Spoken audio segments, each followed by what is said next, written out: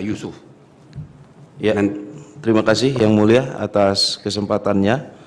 Beberapa poin secara singkat akan kami sampaikan atas analisis dugaan pelanggaran kode etik yang dilakukan oleh Ketua Mahkamah Konstitusi Bapak Profesor Dr. Anwar Usman.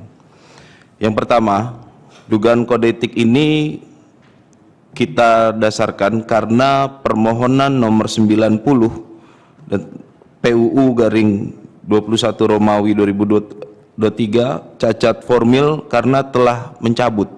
Jadi pemohon telah mencabut pada tanggal 26 September 2023 dan surat pencabutan tersebut telah diterima oleh Mahkamah Konstitusi pada 29 September 2023 pukul 14.32 WIB. Akan tetapi, pada hari Sabtu 9 pemohon membatalkan pencabutan perkara tersebut dengan alasan adanya kesalahan informasi terkait pengiriman berkas perbaikan permohonan dan MK tetap melanjutkan proses persidangan hingga menjatuhkan putusan atas permohonan tersebut. Jadi secara formil kami mengkritik sejak awal pendaftaran bahwasanya pendaftaran yang sudah dicabut, pembatalan pencabutannya dilakukan di hari Sabtu. Yang kedua, pemohon tidak memiliki legal standing sebagai pemohon penguji undang-undang. Sesuai pasal 51 ayat 1 Undang-Undang Nomor 24 Tahun 2003 tentang Mahkamah Konstitusi, junto putusan Mahkamah Konstitusi Nomor 006/PUU/3 Romawi /2005 tertanggal 31 Mei 2005 dan junto putusan Mahkamah Konstitusi Nomor 11/PUU/5 Romawi /2007 tertanggal 20 September 2007 serta putusan MK lainnya, sebab pada pokoknya tidak ada hubungan sebab akibat kerugian hak konstitusional pemohon dengan undang-undang yang dimohonkan oleh penguji atau pemohon, inkasu undang-undang pemilu, maupun tidak ada korelasi konstitusionalnya, tidak ada hak konstitusionalnya pemohon dengan undang-undang pemilu dan undang-undang dasar 45, baik yang bersifat spesifik dan aktual maupun yang bersifat potensial. Hal ini juga sesuai dengan pertimbangan Hakim Konstitusi Bapak Soehartoyo. Ketiga, putusan Mahkamah Konstitusi bernuansa konflik of interest dan melanggar asas nemo iudex in causa sua, bahwa Prof. Anwar Usman selaku Ketua Mahkamah Konstitusi telah melanggar asas nemo iudex in causa sua, di mana pada prinsipnya hakim tidak boleh mengadili perkara yang terkait baik secara langsung maupun tidak langsung dengan yang lainnya dengan dirinya. Selain itu, Prof. Anwar Usman selaku Ketua MK telah melanggar kode etik dan pedoman perilaku hakim sebagaimana diatur dalam Peraturan Mahkamah Konstitusi Nomor 1 Tahun 2023 tentang Majelis Kehormatan Mahkamah Konstitusi dan prinsip-prinsip kekuasaan kehakiman sebagaimana ditetapkan oleh Undang-Undang 48 Tahun 2009 tentang kekuasaan kehakiman, serta prinsip ketidakberpihakan, kepantasan, dan kesopanan. Bahwa fakta adanya konflik of interest atas putusan yang telah diputuskan oleh Mahkamah Konstitusi adalah adanya pendaftaran yang dilakukan oleh keponakan dari Ketua Mahkamah Konstitusi setelah adanya putusan Mahkamah Konstitusi. Pendaftaran yang dimaksud dilakukan oleh Gibran selaku calon wakil presiden. Pendaftaran tersebut dilakukan setelah adanya putusan Mahkamah Konstitusi. Dengan demikian maka patut diduga putusan tersebut adalah jalan bagi Gibran mendaftar ke Komisi Pemilihan Umum sebagai calon wakil presiden. Kelima, bahwa pada faktanya isu terkait konflik of interest Prof. Anwar Usman selaku Ketua Mahkamah Konstitusi telah dipersoalkan oleh Hakim Konstitusi Arief Hidayat dalam pertimbangannya dalam putusan PUU strip 21 Romawi garing 2023 sebagai berikut. Vide putusan halaman 113, kami bacakan kutipannya yang mulia. Pada perkara nomor 90 dan seterusnya, dan perkara nomor 91 dan seterusnya, dengan isu konstitusionalitas yang sama, yaitu berkaitan dengan syarat minimal usia calon presiden dan calon wakil presiden. Ketua malahan ikut membahas dan memutus kedua perkara akuo, dan khusus untuk perkara nomor 90 dan seterusnya diputus dengan amar dikabulkan sebagian. Sungguh tindakan yang menurut saya di luar nalar yang bisa diterima oleh penalaran yang wajar. Tindakan ini kemudian saya pertanyakan dan persoalkan di dalam rapat RPH, rapat permusyawaratan hakim, bahwa berdasarkan fakta tersebut di atas, maka keterlibatan Bapak Anwar Usman dalam memutus perkara nomor 90 dan seterusnya merupakan bentuk pelanggaran terhadap pasal 17 ayat 3, pasal 17 ayat 4 dan ayat 5 Undang-Undang nomor 48 tahun 2009 tentang kekuasaan kehakiman yang menentukan sebagai berikut. Pasal 17 ayat 3, seorang hakim atau panitera wajib mengundurkan diri dari persidangan apabila ia mempunyai kepentingan langsung atau tidak langsung dengan perkara yang sedang diperiksa, baik atas kehendaknya sendiri maupun atas permintaan pihak yang berperkara. Pasal 17 ayat 4, ketua majelis, hakim anggota, jaksa atau panitera wajib mengundurkan diri dari persidangan apabila terikat hubungan keluarga, sedarah atau semenda sampai derajat ketiga, atau hubungan suami atau istri meskipun telah bercerai dengan pihak yang diadili atau advokat. Pasal 17 ayat 5, seorang hakim atau panitera wajib mengundurkan diri dari persidangan apabila ia mempunyai kepentingan langsung atau tidak langsung dengan perkara yang sedang diperiksa, baik atas kehendaknya sendiri maupun atas permintaan pihak yang berperkara. Bahwa apabila ketentuan tersebut di atas dihubungkan dengan fakta adanya keterlibatan Bapak Anwar Usman dalam mengadili perkara yang memiliki kepentingan dan terikat hubungan keluarga dengan pihak yang diadili, baik secara langsung ataupun tidak langsung, maka dapat disimpulkan telah terjadi pelanggaran etik yang dilakukan oleh Prof. Anwar Usman selaku Ketua MK dalam memutus perkara akuo. Dilanjutkan oleh rekan kami yang mulia.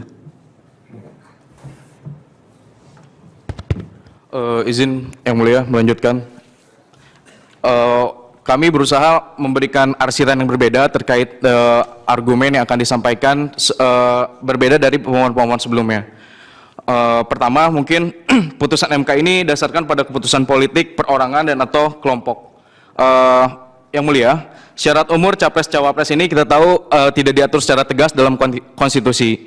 Adapun dalam syarat ini ditentukan oleh open legal policy. Namun sayangnya pada faktanya dalam perkara ini MK justru mengambil peran DPR sebagai ranah pembentuk undang-undang. Justifikasi ini akan saya sampaikan di poin-poin berikutnya. Pertama, putusan MK tidak mungkin untuk dilaksanakan dan ditindaklanjuti oleh KPU sebab tidak ada suara mayoritas.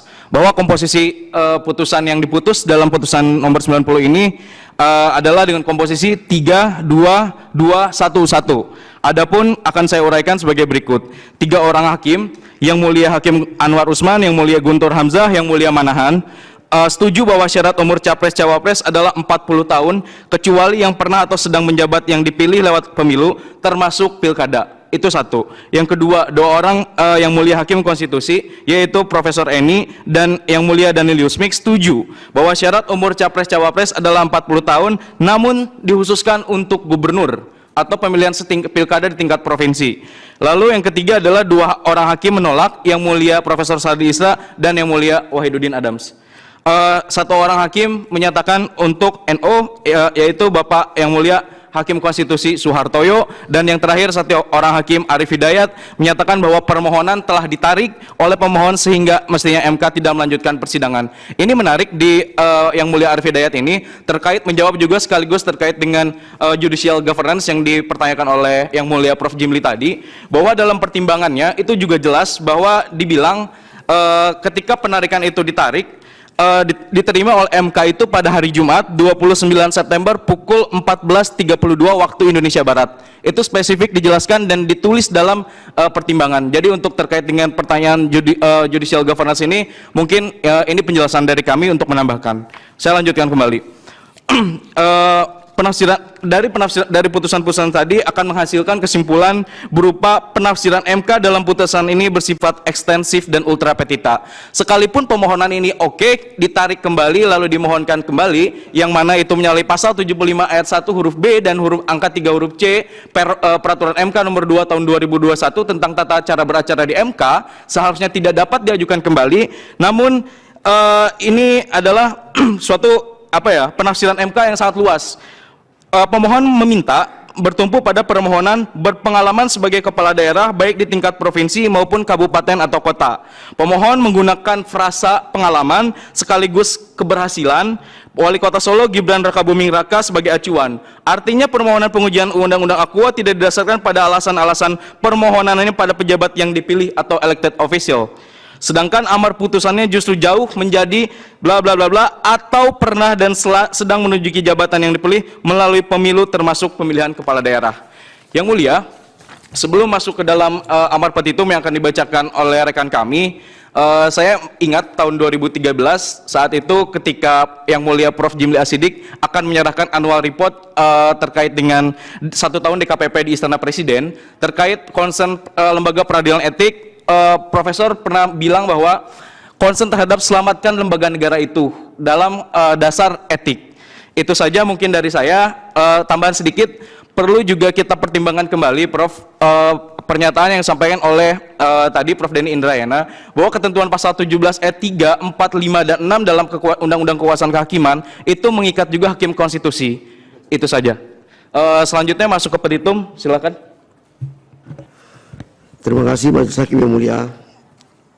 Berdasarkan hal tersebut di atas, maka secara terang-benderang Anwar Usman selaku Ketua MK telah melanggar kode etik dan pedoman perilaku hakim sebagaimana diatur dalam Peraturan MK nomor 1 tahun 2023 dan prinsip-prinsip kekuasaan kehakiman sebagaimana ditentukan oleh Undang-Undang nomor 48 tahun 2009. Dan atas pelanggaran tersebut, maka dengan ini kami mewakili LBH Yusuf menyatakan dan memohon kepada Majelis Kehormatan MK CQ Ketua Majelis Kehormatan MK sebagai berikut: 1. Mendukung penuh dibentuknya Majelis Kehormatan MK untuk memeriksa dugaan pelanggaran kode etik dan perilaku hakim berupa konflik kepentingan atau konflik of interest yang dilakukan oleh Anwar Usman selaku Ketua MK dan atau hakim konstitusi lainnya dalam memutus perkara nomor 90/PUU strip 12 Romawi garing 2023 tertanggal 16 Oktober 2023. 3. Meminta Majelis Kehormatan Majelis Konstitusi untuk melakukan proses pemeriksaan dan atau persidangan secara terbuka dan disiarkan melalui media elektronik dan atau media massa. 3.